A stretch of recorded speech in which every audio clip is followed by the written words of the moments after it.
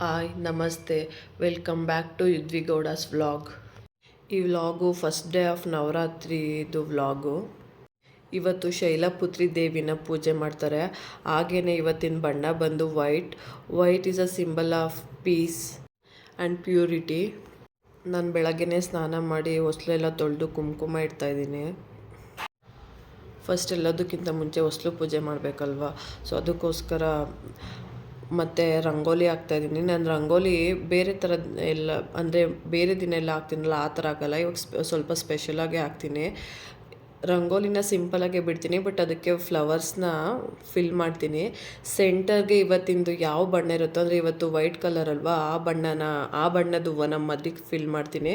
ಮತ್ತು ಆ ಕಡೆ ಸುತ್ತ ಎಲ್ಲ ಬೇರೆ ಬೇರೆ ಕಲರ್ಸ್ ಹೂವನ್ನ ಫಿಲ್ ಮಾಡ್ತೀನಿ. ಒಂದು ಕಡೆ ಯೆಲ್ಲೋ, ಇನ್ನೊಂದು ಕಡೆ ಬ್ರೌನ್, ಮತ್ತು ಇನ್ನೊಂದು ಕಡೆ ಪರ್ಪಲ್ಲು ಸೇವಂತಿಗೆ ಹೂವನ್ನ ನಾನು ಫಿಲ್ ಮಾಡಿದ್ದೀನಿ. ನನಗೆ ಯಾವುದೇ ಹಬ್ಬ ಇರಲಿ, ಎಲ್ಲದಕ್ಕಿಂತ ಮುಂಚೆ ಚೆನ್ನಾಗಿ ರಂಗೋಲಿ ಹಾಕಿದ್ರೇ ಒಂಥರ ಪಾಸಿಟಿವ್ ವೈಬ್ಸು, ಮತ್ತು ಇವತ್ತು ಹಬ್ಬ ಅನ್ನೋ ಫೀಲ್ ಬರೋದು. ತುಂಬ ಟೈಮು ಸ್ಪೆಂಡ್ ಮಾಡೋದೆ ನಾನು ರಂಗೋಲಿ ಹಾಕೋಕ್ಕೋಸ್ಕರ ದಿನ.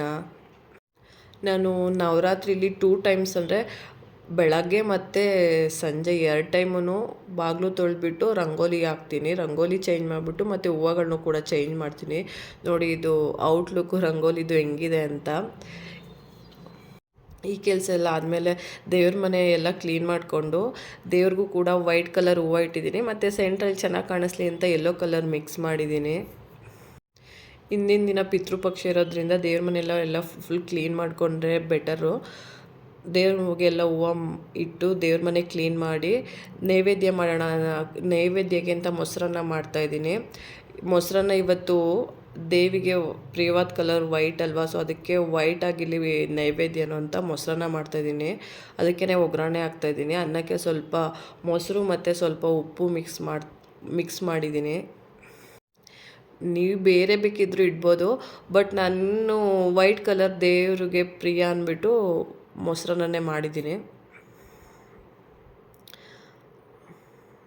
ಹಾಗೆಯೇ ನೈವೇದ್ಯನೂ ದೇವ್ರ ಮುಂದೆ ಇಟ್ಬಿಟ್ಟು ಪೂಜೆ ಮಾಡ್ಕೊತಾ ಇದ್ದೀನಿ. ಎಷ್ಟೊಂದು ಜನ ಹೇಳ್ತಾಯಿದ್ರು ಈ ಎಡಗೈಲಿ ಏನಕ್ಕೆ ಅಂದರೆ, ನನಗೆ ಗೊತ್ತಿರೋರು ಎಡಗೈಲಿ ಜಾಸ್ತಿ ಏನಕ್ಕೆ ಬಳಸ್ತೀಯ ಅಂತ. ನಾನು ಎಡಗೈ ಜಾಸ್ತಿ ಬಳಸಲ್ಲ.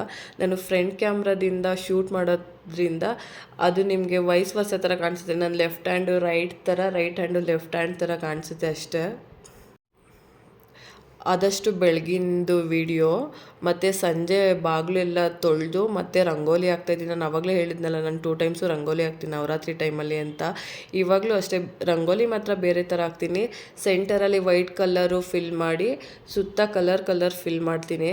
ಏನೋ ಒಂಥರ ರಂಗೋಲಿ ನೋಡ್ಕೊಂಡು ಓಡಾಡ್ತಿದ್ರೆ ನಾನು ರಂಗೋಲಿ ಹಾಕೋಕ್ಕೆ ಜಾಸ್ತಿ ಟೈಮ್ ತೊಗೊತೀನಿ. ಮತ್ತು ಅದನ್ನು ನೋಡೋಕ್ಕೆ ಒಂದು 10 ಮಿನಿಟ್ಸ್ 15 ಮಿನಿಟ್ಸ್ ಅದನ್ನೇ ನೋಡ್ತಾ ಇರ್ತೀನಿ. ಮೋಸ್ಟ್ಲಿ ಅದಕ್ಕೂ ದೃಷ್ಟಿ ಆಗ್ಬೋದೇನೋ, ಅಷ್ಟು ರಂಗೋಲಿ ನೋಡ್ತಿರ್ತೀನಿ. ಒಂಥರ ರಂಗೋಲಿ ಚೆನ್ನಾಗಿ ಹಾಕಿದ್ರೆ ಏನೋ ಒಂಥರ ಖುಷಿ ಅನಿಸುತ್ತೆ. ಅದನ್ನೇ ನೋಡ್ಕೊಂಡಿರ್ಬೇಕು ಅನಿಸುತ್ತೆ. ನೋಡ್ಕೊಂಡು ಓಡಾಡ್ತಿದ್ರೆ ಬೇರೆ ಕೆಲಸ ಮಾಡೋಕ್ಕೂ ಚೆನ್ನಾಗಿ ಅನಿಸುತ್ತೆ ಮನಸ್ಸಿಗೆಲ್ಲ.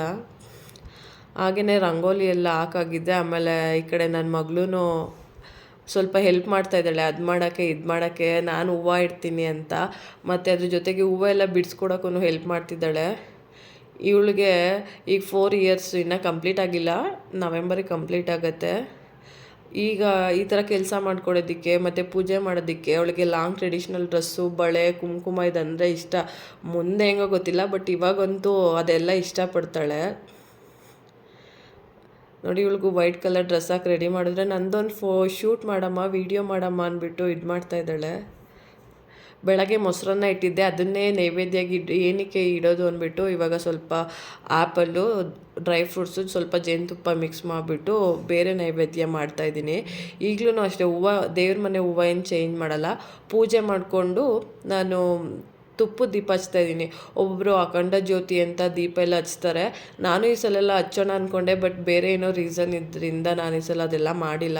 ಆಮೇಲೆ ನಮ್ಮ ದೇವ್ರ ಮನೇಲಿ ಕಳಶ ಇಲ್ಲ ಅಂತ ಅನ್ಕೋಬೋದು. ಏನಕ್ಕೆ ಅಂದರೆ ನಮ್ಮ ಅತ್ತೆ ಮಾವ ಅವರಿದ್ದಾರೆ, ಅವ್ರ ಮನೇಲಿ ಅವರಿರೋ ಮನೇಲಿ ಕಳಶ ಇಟ್ಟಿದ್ದಾರೆ. ನಾವಿಬ್ಬರು ಕಳಶ ಇಡಬಾರ್ದು ಅಂದ್ಬಿಟ್ಟು ನಾನು ಇಟ್ಟಿಲ್ಲ ಅಷ್ಟೇ. ಪೂಜೆ ಎಲ್ಲ ಆದಮೇಲೆ ಸಂಜೆ ರೆಡಿ ಆಗಿಬಿಟ್ಟು ಬನಶಂಕರಮ್ಮನ ದೇವಸ್ಥಾನಕ್ಕೆ ಹೋಗಿ ಬಂದ್ವಿ. ಆ ದೇವಿ ಎಲ್ರಿಗೂ ಒಳ್ಳೇದು ಮಾಡಲಿ. ನನ್ನ ಚಾನಲ್ಗೆ ಸಬ್ಸ್ಕ್ರೈಬ್ ಮಾಡ್ಕೊಳ್ಳಿ. Thank you for watching.